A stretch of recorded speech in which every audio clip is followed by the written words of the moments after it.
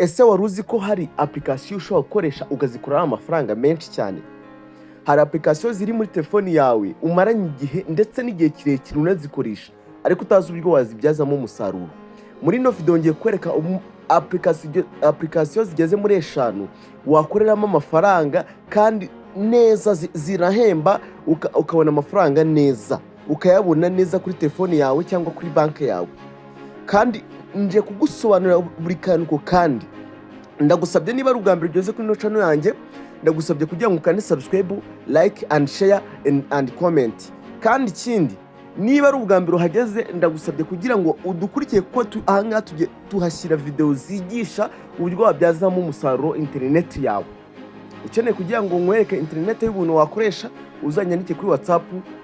Nimugire ikibazo, iyo internet ikora kuri telefoni zifata mango 4G. Ubwo niba ushaka kugira ngo nzakwereke iyo internet, mbivuze video gitangira kugira ngo uze kubisobanukirwa. Uzanyandike kuri telefoni yanjye mbashe kuguha iyo internet, nimugire ikibazo ntago nzabishyuza. 0888031323. Okay, reka dutangire video yacu. Ndakubwira ngo hari application ushobora gukoresha ugakoreraho amafaranga menshi cyane arenga amamiliyoni. Abanyarwanda benshi bamaze guhumuka ku maso barabibona, ariko hari benshi bagihumirije batazi ibyo ari byo, batazi ngo ni gute nakura amafaranga kuri YouTube, ni gute nakorera amafaranga kuri TikTok, ni gute nakorera amafaranga kuri Facebook, ni gute nakura amafaranga kuri Snapchat, ni gute nakura amafaranga kuri Twitter cyangwa kuri Instagram ndetse n'ahandi hose no kuri za Spotify n'ahandi. Ariko ndagusabye kugira ngo urebe ino video kugeza irande, ni video no yitarengeje iminota 8, ariko ndagusabye kugira ngo ugendane nanjye kugira ngo usobanurire buri kantu kandi muri ino video nkubwire ngo ni gute wakora n'amafaranga. Reka duhere ku rubuga rwa mbere ariko YouTube. YouTube ifite uburyo bugeze muri 5 bwose wakora amafaranga kandi nawe wabishobora ufite telefoni yawe noya, bitagusabye ko ufite smartphone, bitagusabye ko ufite nuza, ufite kamera. Oya, wabishobora nawe wabishobora. Telefoni yawe yabasha gufata video kandi ndabizi neza smartphone yari yose wakoresha nawe wakorera amafaranga kuri YouTube.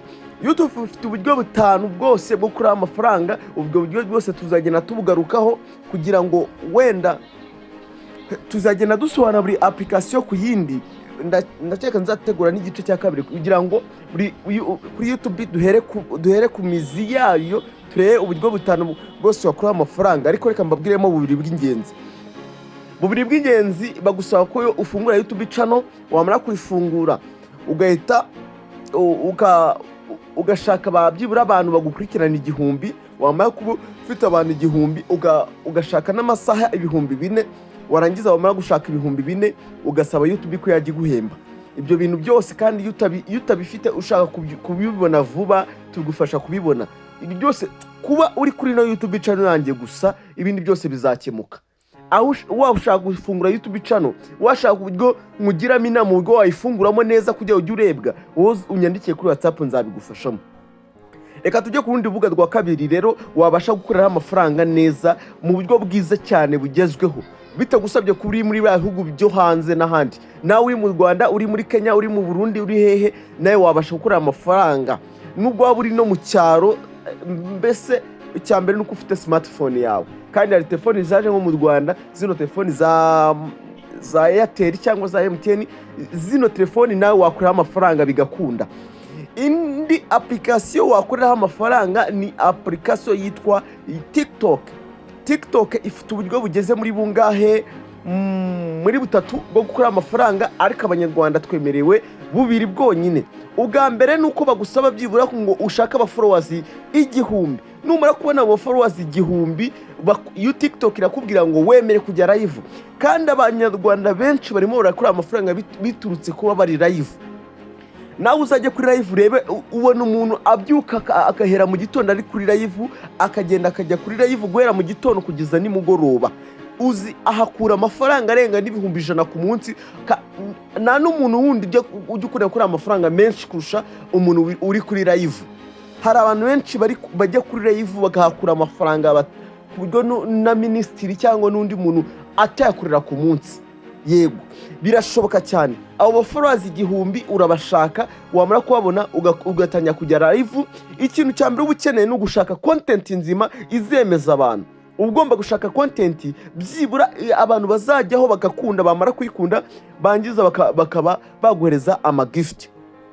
Ubundi buryo nuko ufite aba followers ibihumbi 10 kuri TikTok, ndetse wamara kuba ufite aba followers ibihumbi 10, TikTok ifungura akantu kitwa ngo ni nk'ubufasha nyine, ahantu abantu bazaba bareba video zawe bazikunda bakuguhereza amafaranga. Iragafungura kugira ngo abantu baje nibareba video zawe baje bagukunda, baje baguhereza amafaranga. Ubundi buryo nanone bwo kuri TikTok nanone wakura amafaranga, iyo ufite abantu benshi bagukurikirana, uhita ushaka ikigo runaka kirimo kiramamaza ngo gicuruza telefoni, gicuruza ibiryo, gicuruza restaurant, akabari n'ahandi hose, ukababwira ngo ushaka kubamamaza kubera ko ufite abantu benshi bagukurikirana. Urumva nabo barakwishyura, kandi TikTok nayo abantu bakajya bakunda video zawe bakaguhemba. Urumva uburyo nabwo wabukurira amafaranga.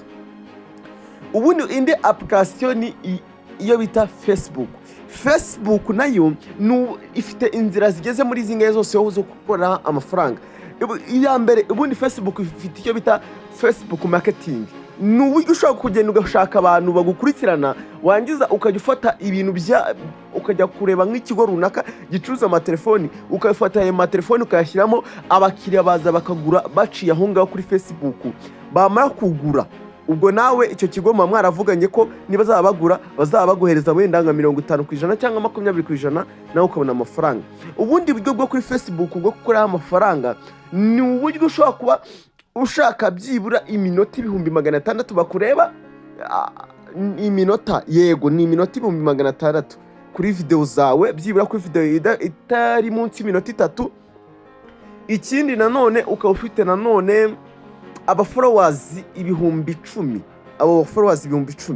Kandi iyo ushaka kubona abo followers ibihumbi 10 rwose ntugire ikibazo, tugufasha kubabona mu gihe gito cyane, tugufasha kubibona mu gihe gito cyane.